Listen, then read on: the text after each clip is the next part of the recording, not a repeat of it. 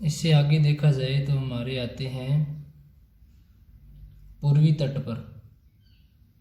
तो पूर्वी तट पर सबसे जो ऊपर जो आता है वो आपकी यहाँ पर देखा जाए तो छोटा नागपुर।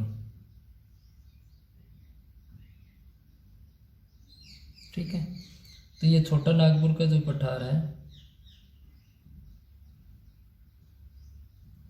ये, अगर इसका विस्तार देखा जाए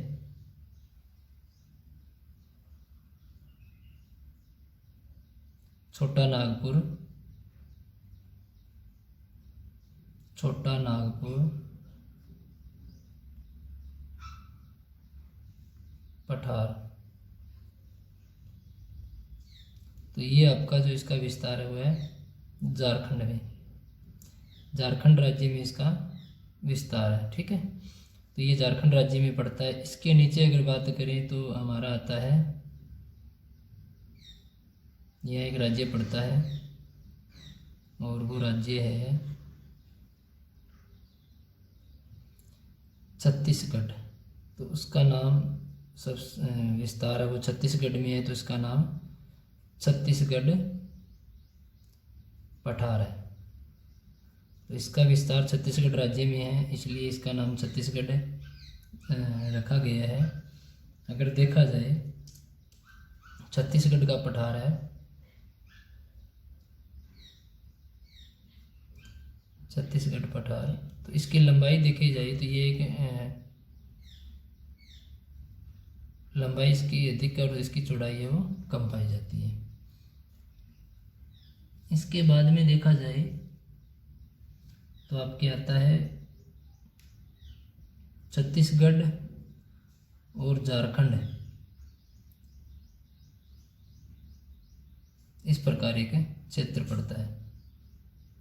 तो इस पठारी भाग की अलग विशेषता है, इसलिए इसे एक अलग संज्ञा दी गई है और इसको विद्रव की संज्ञा दी गई है, विद्रव पठार। इसका विस्तार है वो छत्तीसगढ़ राज्य में भी है और झारखंड राज्य में भी है। तो इसको एक अलग सी संज्ञा इसलिए दी गई है क्योंकि इसकी जो विशेषता है वो अलग है। वैसे देखा जाए तो सभी जो वर्गीकरण किया गया है पठारी भाग का, इनकी अलग अलग विशेषताएं पाई जाती है, इसलिए इनकी अलग अलग नाम रखा गया है। तो इसमें देखा जाए तो इसको जो नाम दिया गया है वो विद्रव पठार। ठीक है, अब इसकी विस्तार की बात करें तो ये आपके दो राज्यों में इसका छत्तीसगढ़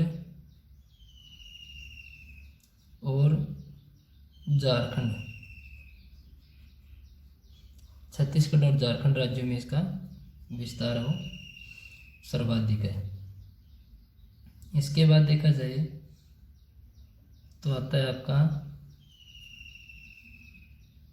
यहाँ एक चित्र पड़ता है,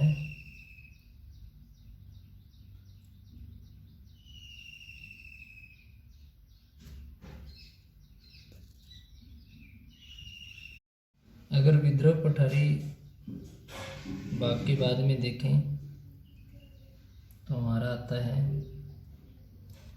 दंड कार्य कारण्य पठार। इसका जो विस्तार है वो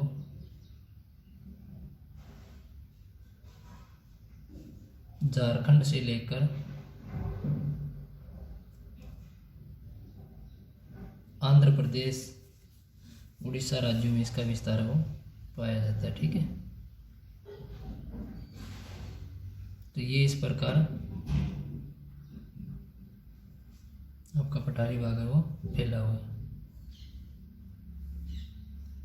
तो इसमें अगर देखा जाए दंड कारण्य पठार, तो इसका विस्तार आपका आएगा सर्वाधिक आंध्र प्रदेश उड़ीसा में और झारखंड में भी इसका विस्तार है। आंध्र प्रदेश इसके बाद में देखा जाए तो उड़ीसा। तो इसका जो 3 राज्यों में विस्तार है मुख्य रूप से पाया जाता है। इसके बाद में देखा जाए तो यहाँ एक छोटा सा आपका पठारी भाग है और उसे कहा जाता है तेलंगाना पठार। तेलंगाना पठार, ठीक है। तो इसमें इसकी जो एक विशेषता है सबसे अलग है, इसमें सबसे अधिक चुना पाया जाता है। ये तेलंगाना में इसका विस्तार है और इसमें सर्वाधिक है वो चुना पाया जाता है। अगर बात करें तो आपके आता है काठियावाड़ पठार, दक्कन पठार, कर्नाटक का पठार, कोयम्बटूर का पठार, तेलंगाना पठार, छत्तीसगढ़ का पठार और छोटा नागपुर का पठार। ये आपके मुख्य, इनका विस्तार पूछा जाता है कि कौन से राज्य में है, या फिर तेलंगाना पठार की विशेषता पूछ ली जाती है, या फिर दक्कन का पठार है वो सर्वाधिक पूछा जाता है। सबसे अधिक जो पूछे जाने वाला क्वेश्चन है वो दक्कन का पठार हो गया, ठीक है। और कर्नाटक के पठार की विशेषता पूछी जाती है तो ये कुदुरमुख पहाड़ियों से इसका विस्तार माना जाता है और लोहा सबसे अधिक निकलता है। इसके बाद में आपके एक और बढ़ता है मेघालय का पठार। ये भी कभी कभी पूछ लिया जाता है। तो यहाँ पर देखा जाए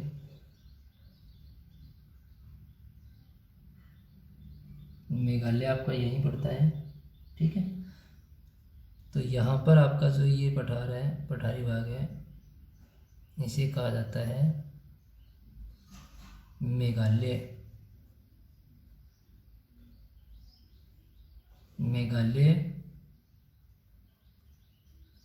पठार, ठीक है। या फिर इसका जो दूसरा नाम है वो है शिलोंग पठार। शिलोंग पठार, ये 2 तरह से आपसे पूछा जाता है। तो इसका जो विस्तार है वो मेघालय में यहाँ पर है। इसके बाद में एक छोटा सा यह पर और बनता है गारो राज महल दर्रा। गारो और खासी की पहाड़ियाँ आपने सुना होगा, गारो राज महल दर्रा। तो ये भी आपके यहाँ से यहाँ पर है, ठीक है।